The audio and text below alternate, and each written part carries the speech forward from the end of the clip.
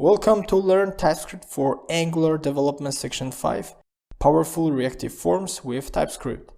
In the previous section, we've learned about modules, awesome Angular directives, and pipes, and we have created a two-way data binding. In this section, at the beginning, I will compare two form approaches in Angular.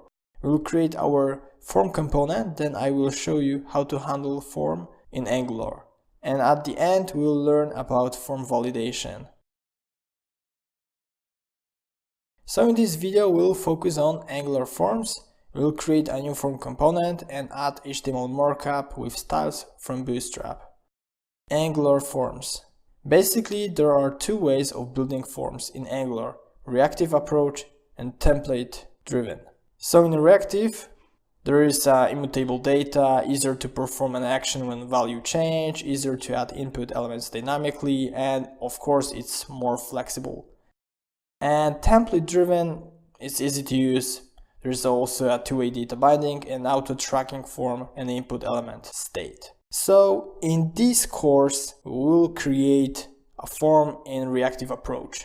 So go to the code editor and in the terminal type ng generate or g component, and I will call that component login form and press enter. Okay, perfect. So we have created a form component. So we have to add some HTML markup to our login form component. Just right here, we have to copy some HTML markup. And we can use, of course, Bootstrap in version 4 documentation. So go to the getbootstrap.com, to the documentation, to the components, to forms.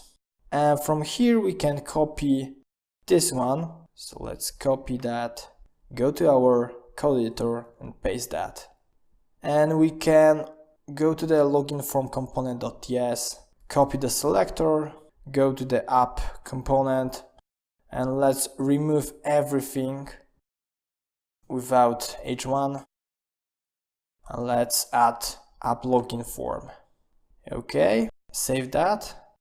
We can now build and run our app, so type ng serve. Now we can go to our browser, to the localhost 4200. And as you can see, we have our form component. Cool. So the very last thing we are going to do is inject a React form module that we will use in our form component. So let's go to the app module.ts and import reactive form module from Angular forms. And we have to add this module to imports.